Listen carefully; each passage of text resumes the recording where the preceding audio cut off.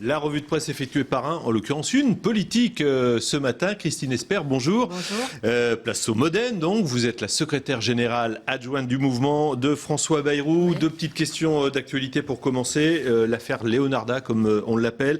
Bon, François Bayrou s'est exprimé sur LCI d'ailleurs il y a quelques jours à ce propos, très clair. Oui. Les conditions n'étaient peut-être pas les bonnes, mais sur le fond, priorité au droit. Sondage ce matin, BVA, 66% des Français sont opposés au retour de Leonarda. Qu'est-ce que ça vous inspire? Vous vous dites vraiment la société française, pour faire simple, bascule, va à droite toute ou c'est peut-être pas le cas. C'est une société française qui a, on le verra tout à l'heure, qui a peur, qui perd ses repères et qui effectivement a un petit peu peur de l'autre, de ce qui est étranger. Je peux l'entendre. Simplement, sur cette affaire de Leonarda, je reprends l'intégralité des propos de François Bayrou, c'est-à-dire on est dans un état de droit et donc la loi doit être respectée.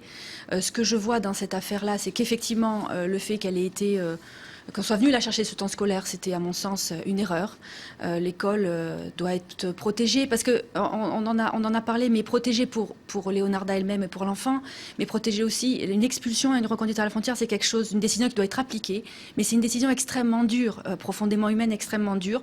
Et on doit autant protéger l'enfant qui doit être expulsé que les enfants de l'école qui, à mon sens, n'ont pas été exposés à des situations aussi violentes. Deuxième question d'actualité liée à ce mariage Modem UDI. François Bayrou affirme le rapprochement, la construction d'une maison commune se concrétisera dans les 10 jours qui viennent. François Bayrou a longtemps dénoncé le système. On a l'impression qu'il plonge dedans. Ça a toujours été monsieur propre, droit dans ses bottes, ses convictions, même si ça lui a coûté cher en termes électoraux. Et là, maintenant, on fusionne, chacun met un peu de l'eau dans son vin. Écoutez, moi je trouve, j'entends ce que vous êtes en train de me dire. Moi je crois que quand on regarde l'état du paysage politique actuel à gauche comme à droite, extrêmement fracturé, sans cohérence, où personne s'y retrouve. Franchement, à gauche on s'y retrouve pas. Sur la droite, à l'UMP, c'est aussi compliqué. Quand des responsables politiques décident de parler ensemble, c'est vrai que ça peut sur le moment être compliqué à comprendre parce qu'il y a eu Ça brouille l'image. Ça brouille l'image qu'il avait. C'est pas que ça brouille l'image. Ça a toujours été un homme qui a voulu rassembler le mouvement démocrate. L'idée du mouvement démocrate, c'est celle-là. C'est l'idée qu'on doit être capable, même si on est différent, de parler ensemble et de construire ensemble. Alors ce qui est vrai là, c'est que il y a une séparation de plusieurs années, il y a eu des choix politiques qui ont été différents, il y a eu des mots échangés qui ont parfois été durs entre les uns et les autres. Mais je crois que c'est un signal très fort qui est envoyé et c'est pas une régression, c'est pas un brouillage.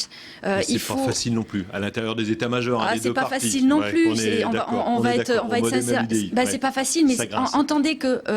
Paris, c'est pas fait en un jour et qu'il faut y aller pas après pas. Il faut que les gens se comprennent, apprennent à se connaître et apprennent à construire ensemble. Et c'est l'objet. L'objet est de proposer une alternative.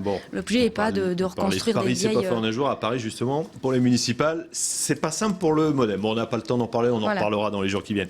Allez, premier choix, c'est un article du Nouvel Observateur de cette semaine qui s'intitule « Quand la colère monte ». Explication, c'est un rapport confidentiel des préfets qui montre les racines d'une exaspération alors qu'ils peinent à s'exprimer sur le terrain.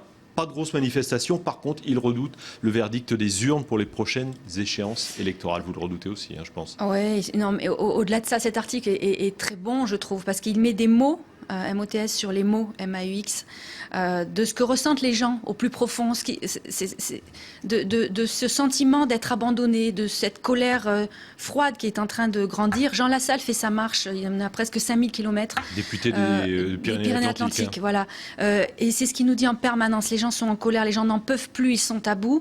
Alors ce que dit Pallard, les articles parlent des raisons de ce rejet. Donc c'est un monde rural qui se sent perdu et abandonné, à qui on parle de mondialisation, à qui on parle de métropole et pour lequel lui est étranger à tout ça. On lui dit un monde interconnecté, il n'a pas le téléphone portable, on n'a pas Internet, les bureaux de poste ferment, il n'y a plus d'école, il n'y a plus de médecins.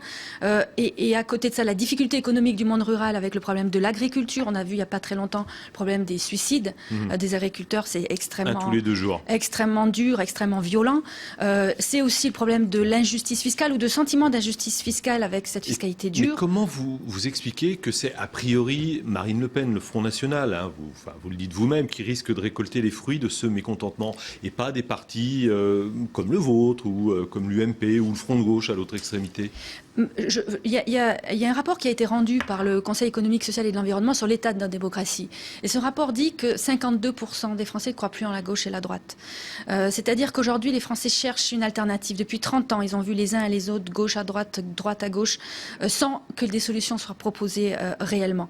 Alors aujourd'hui, Marine Le Pen, qu'est-ce qu'elle incarne? Elle incarne celle qui porte leur colère, au fond. Mais ce n'est pas celle qui porte leur solution. C'est très clair. Alors aujourd'hui, ils se disent... je crois qu'ils sont à bout et qu'ils se disent on ne peut pas manifester parce qu'une grève, ça coûte cher, faire grève. Par contre, on va aller voter, on va exprimer de colère là. Le vote de Brignol, une minute. Ce qui est effroyable dans le vote de Brignol, c'est que des abstentionnistes de premier tour se sont déplacés au deuxième tour pour confirmer leur rejet en mettant un bulletin de vote Front National dans l'urne. Il y a des électeurs de gauche alors, aussi quand qui ont on voté dit, Front National. Voilà, alors je crois qu'aujourd'hui, la responsabilité politique, c'est de proposer une alternative autre, différente. Enfin, ça ne marche pas, visiblement. Enfin, quand on voit les sondages pour les européennes, Modem plus UDI, c'est au mieux 10%. Mais c'est pas parce que ça ne marche pas qu'on ne doit pas essayer. Bon, et la meilleure opposante, quand on est dernier responsable... sondage de la semaine, je donne beaucoup de sondages, mais c'est Marine Le Pen qui arrive en tête. Oui, mais quand on est responsable politique, on ne regarde pas les sondages en permanence, on avance en fonction de ses convictions, et notre conviction, c'est qu'on est responsable, on doit proposer une alternative, même si parfois c'est difficile. Deuxième choix, on reste en politique, choix d'un article du gdd.fr, on va le trouver donc sur Internet. Hollande, une discrétion qui pose question. Ah non, allez, je rappelle, c'est la petite pique que François Bayrou avait voté Hollande au deuxième tour. Non, mais voilà, c'est un rappel historique. On en avait parlé aussi ensemble. Oui. Il a voté, je ne reviens pas là-dessus, il a voté François Hollande pour des convictions et à un moment donné, dans un temps donné, on prend une décision politique. Aujourd'hui, qu'est-ce qui se passe? Je vais être un peu raide. On a quand même l'impression qu'il n'y a pas de pilote dans l'avion. Vous vous rendez compte que sur l'affaire Leonarda et sur d'autres affaires, et en tout cas celle-là c'est la dernière, il ne s'est pas encore exprimé. On ne lui demande pas de rentrer dans les détails, on lui demande de donner la ligne. Et si la ligne était donnée, si les choix politiques étaient donnés, il n'y aurait pas le bazar qu'on voit même au sein de la majorité. Parce que la ligne donnée par le président de la République doit être la ligne tenue par les responsables du gouvernement. Aujourd'hui, on a l'impression qu'il n'y a pas de ligne. Donc c'est la foire d'empoigne. Modem clairement dans l'opposition. Moi, je vous écoute, je me dis, là franchement, vous êtes dans l'opposition. Dans l'opposition à ce mode de gouvernance, dans l'opposition à des choix qui sont faits ainsi, très, très clairement et sans ambiguïté dans l'opposition. Mais attention, dans une opposition qui doit être constructive. Et moi, quand je vois les petites phrases de Jean-François Copé, je ne suis pas dans cette opposition-là qui fait du parallélisme des formes avec les mots de Marine Le Pen en parlant de FNPS. Non, c'est pas ça. C'est pas la solution. Avant d'en venir au troisième article, un peu plus réjouissant celui-là, il y a un deuxième tour. Vous avez le choix entre le FN et le PS, par exemple. Vous venez de critiquer sévèrement là, François Hollande. Vous choisissez quelqu'un? Sans ambiguïté, je choisirais le Parti socialiste. Malgré les critiques mais malgré... que vous venez de formuler à l'instant. Mais j'aurai toujours des critiques et j'aurai les mêmes critiques et je ne varierai pas d'un pouce. Maintenant, le Front National, vous avez vu les mots qui ont été employés par une des candidates potentielles. Elle a été exclue. Vous vous rendez compte quand même, elle avait été choisie, donc c'était un profil qui avait été examiné par les cadres. Elle s'est permise des mots et des comparaisons, mais je ne pensais pas que dans notre pays c'était possible. Donc il n'y a pas, si je ne valide pas les choix économiques et certains choix de Parti socialiste, je n'ai même pas intolérable ce qui peut être fait au Front National. Bon.